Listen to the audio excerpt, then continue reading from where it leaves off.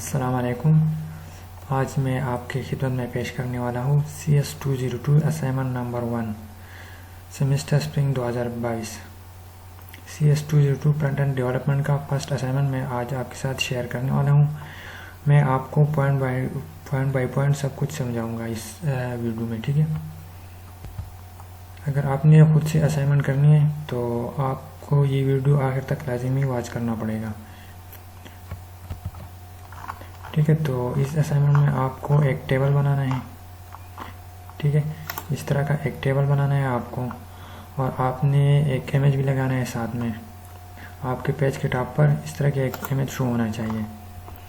और उसके अलावा आपको लिस्ट का यूज़ करके एक इस तरह का लिस्ट बनाना है, ठीक है। और दूसरा आपने ये नंबर वाला लिस्ट बनाना है। मैंने ऑलरेडी ये बनाया हुआ है, मैं आपको भी समझाऊंगा, ठीक है। ये ऑलरेडी मैंने बनाया हुआ है,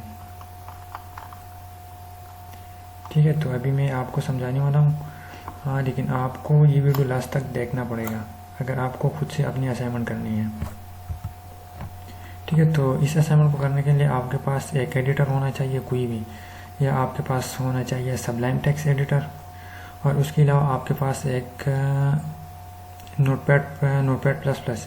इन दोनों में से अगर आपके पास कोई भी एडिटर हो तो आप इस असाइनमेंट के लिए यूज़ कर सकते हो। मैं आपको रिकमेंड करूँगा सबलाइम टेक्स्ट एडिटर, ठीक है।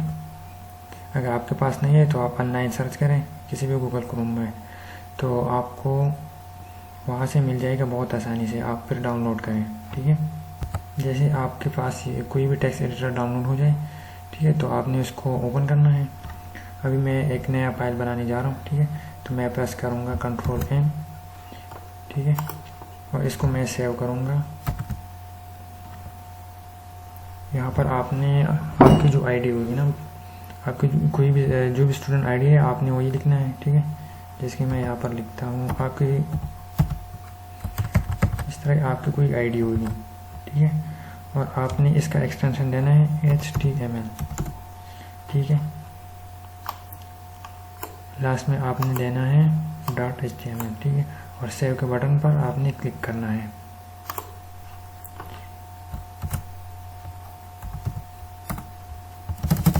यहाँ पर आपने अपनी असाइनमेंट का टाइटल देना है,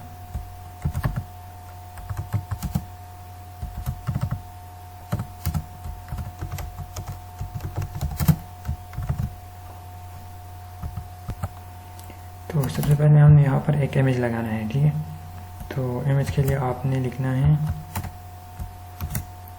img, ये इमेज टैग है, ठीक है। अगर आपने कोई भी इमेज लगाना हो तो ये img टैग का यूज़ करना है आपने। और फिर उसके बाद है सोर्स, ठीक है। src में आपने आपका जो इमेज है ना, तो उसका फाइल, उस फाइल का पाथ यहाँ पर आपने देना, अपनी इमेज का पाथ यहाँ पर देना है, ठीक हो गया। आपने अपना जो इमेज है वो रखा है ना, तो यहाँ पर अपनी इमेज का नाम का भी करना है, ठीक है। तो जिस फोल्डर में आपने अपना इमेज रखा होगा, ठीक है, तो साथ में आपका ये असाइनमेंट फाइल भी होगा। तो आपने यहाँ से इमेज का नाम का भी करना है, ठीक है। यहाँ से मैं नेम का भी करता हूँ Ctrl+C, ठीक है।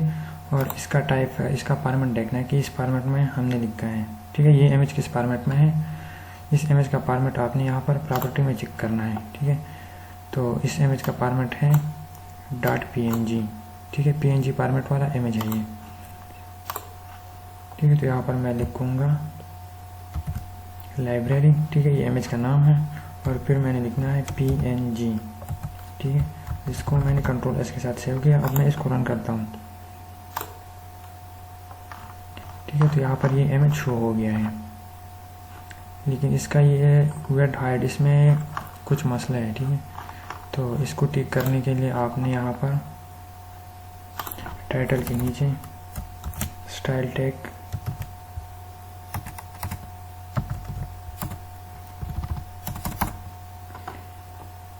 और यहाँ पर इमेज को स्टाइल देना है।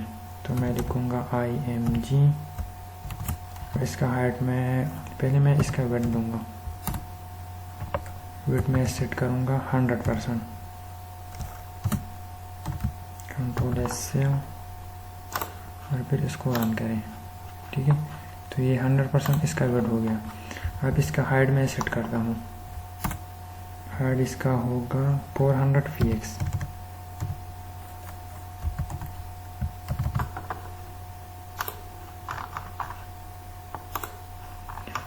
ठीक है, तो इसका हाइट भी सेट हो गया। कंट्रोल सी काफ़ी। यहाँ पर मैंने देना है H1 tag, sorry H2 tag, कोई भी टैग आप दे दें। ठीक है, कोई भी हेडिंग टैग का यूज़ करें आप। इसमें ये पेस्ट करता हूँ।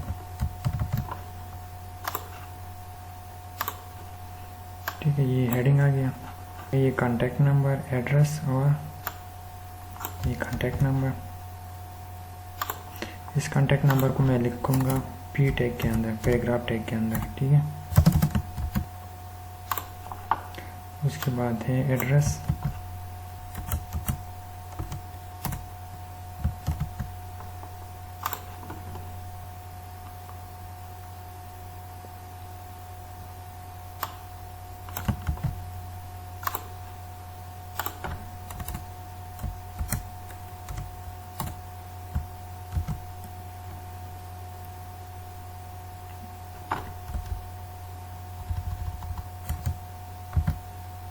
बोल्ड करने के लिए आप यूज़ कर सकते हो बी टैग।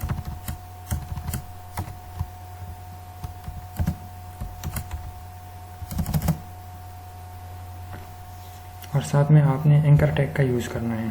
ठीक है,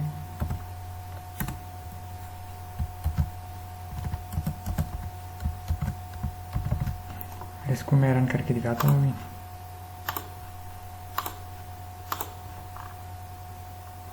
ठीक है, अगर आप इस पर क्लिक करेंगे तो ये आपको नया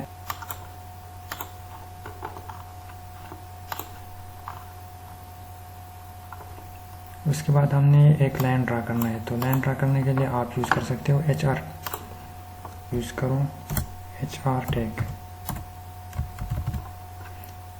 तो एक लाइन ड्रा हो जाएगा। ठीक है, ये लाइन भी ड्रा हो गया।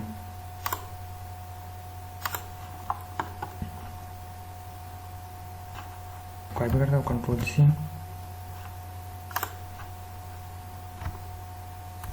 ठीक है, अगर आपने लाइन को ब्रेक करना है तो आप BR टैग यूज़ कर सकते हो। ठीक है, इसमें एक लाइन का स्पेस आएगा, इससे लाइन ब्रेक हो जाएगा। और यहाँ पर मैं यूज़ करूँगा H1 टैग।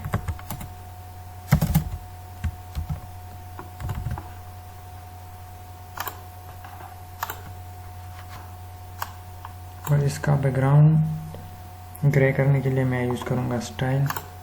ठीक है, यहाँ पर मैं इनलाइन CSS यूज़ करूँगा। तो यहाँ पर मैं लिखूँगा स्टाइल और बैकग्राउंड मैं करूँगा ग्रे। ठीक है, कंट्रोल S से, और इसको फिर रन करते हैं। ठीक है, तो इस टेक्स्ट का बैकग्राउंड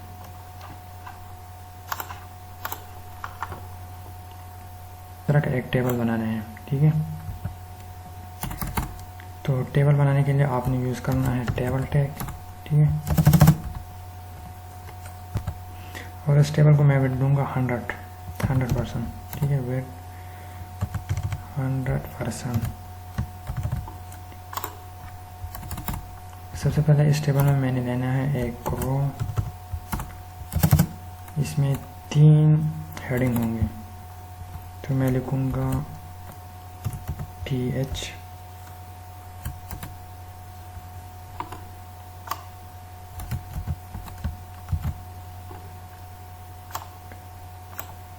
TH टैग आप यूज़ कर सकते हो हेडिंग के लिए। ठीक है,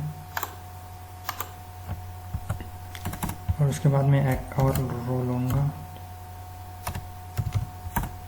ठीक है, और इसमें मैं यहाँ 3D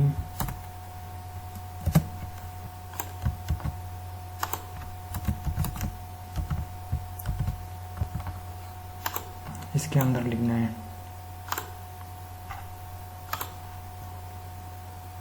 ठीक है, अगर मैं इसको रन करूँगा तो इस तरह ये बिल्कुल भी तरतीब में नहीं होगा। तो इसको सेट करने के लिए आपने CSS देना है, ठीक है। इंटरनल CSS का यूज़ कर रहा हूँ। यहाँ पर आपने स्टाइल टैग के अंदर, ठीक है, मैं यहाँ पर CSS दे रहा हूँ टेबल को, फिर टेबल में TH और TD को, ठीक है। बॉर्डर मैंने किया 1px सॉलिड ब्लैक, ये ब्लैक कलर हो गया, ठीक है। और ये बॉर्डर का रेडियस हो गया ये 1px, ठीक है। तो इसको मैं कंट्रोल सी के साथ सेव किया और इसको फिर रन करता हूँ।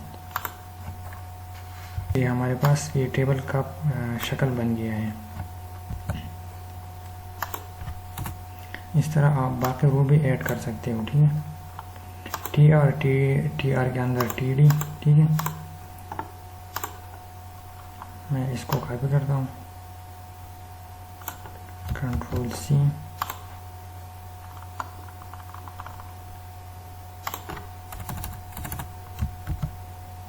कंट्रोल S के साथ मैंने सेव किया और इसको रन करके दिखाता हूँ अभी, ठीक है। तो इस तरह ये टेबल बन गया है। उसके बाद इस तरह की एक हेडिंग ये देना है, ठीक है, अवेलेबल सेक्शन एंड लाइब्रेरी। मैं कंट्रोल C के साथ इस टेक्स्ट को कॉपी करता हूँ, एक BR टैग लूँगा मैं ताकि लाइन ब्रेक हो जाए, ठीक है, इसके बीच में, ताकि थोड़ा सा स्पेस आ जाए। और यहाँ पर मैं लूँगा H1 टैग और वो टेक्स्ट मैंने यहाँ पर कॉपी पेस्ट किया, ठीक है।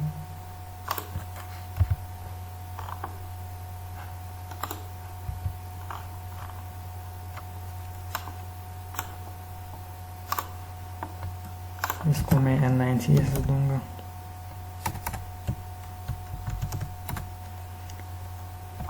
और इसका बैकग्राउंड मैं करूंगा ग्रे,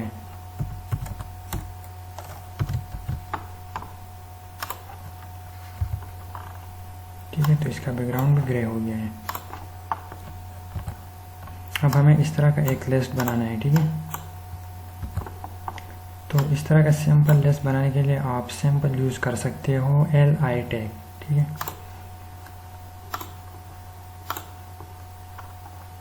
तो यहाँ पर आपने लेना है लिस्ट, ये मैंने यहाँ पर LI टैग और इसमें जो टेक्स्ट था वो इसके अंदर लिख लिया, ठीक है।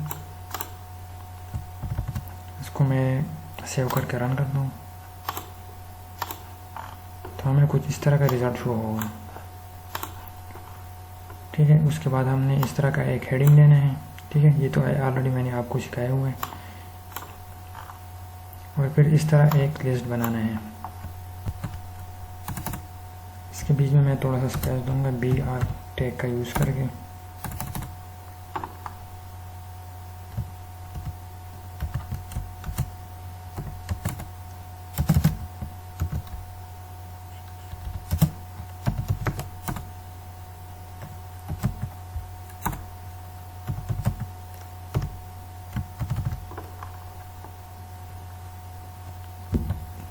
उसके बाद आता है ये नंबर वाला लिस्ट। अगर आपने इस तरह के नंबर वाला लिस्ट बनाना है तो आपने लेना है OL टैग और OL टैग के अंदर आपने लिखना है LI टैग, ठीक है। जैसे कि मैं आप, ठीक है। तो यहाँ पर मैंने ले लिया OL, ठीक है। इसको मैं क्लोज भी कर दूँ और इस OL टैग के अंदर आपने लेना है LI और आपका जो टेक्स्ट है वो इस LI टैग के अंदर लिखना है जैसे कि मैंने लिखा है, ठीक है।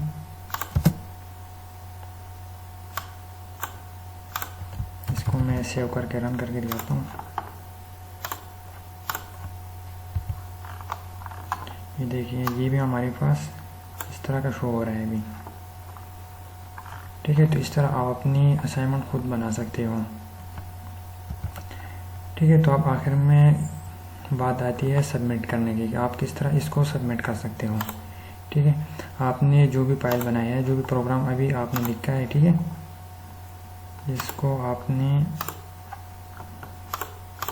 आपके पास विंडोज इंस्टॉल होगा, अगर नहीं है तो आप इंस्टॉल करें और इसको फिर ये जो हमने अभी एक असाइनमेंट लिखा है ये और साथ में ये लाइब्रेरी आपका जो इमेज है, ठीक है, इन दोनों को सेलेक्ट करके फिर आपने राइट क्लिक करना है, ठीक है। और फिर आपने ऐड टू आर्चिव पर क्लिक करना है, ठीक है। फिर आपने यहाँ पर अपनी असाइनमेंट का नाम या आपकी जो स्टूडेंट आईडी है ना, अगर आप वो देंगे तो ये बेहतर रहेगा। ठीक है, आप यहाँ पर अपनी स्टूडेंट आईडी लिख लें और इसको सेव करें, ओके पर क्लिक करके सेव करें। ठीक है, हमारे पास जो इस तरह का ये जो फाइल बन गया।